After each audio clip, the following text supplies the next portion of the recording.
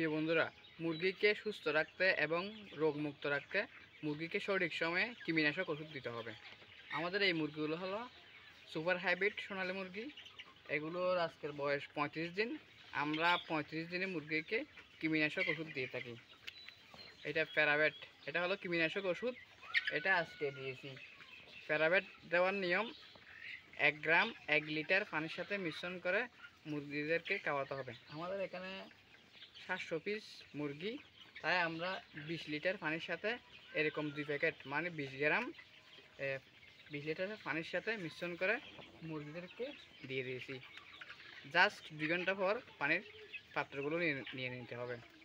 আপনার মনে প্রশ্ন হতে পারে যে সকল মুরগি কি এই কৃমিনাশক ওষুধের পানি কি পান করবে? তাহলে আপনি 1 ঘন্টা পর পানির পাত্র নিয়ে নেবেন, যাতে মুরগির তৃষ্ণা পায়, ফলে সকল মুরগি কৃমিনাশক ওষুধের পানি পান করে। প্রিয় বন্ধুরা, ভিডিওটা ভালো লাগলে একটি লাইক দিবেন। যদি ভিডিওটা উপকার আসে চ্যানেলটা সাবস্ক্রাইব করবেন। ধন্যবাদ সবাইকে।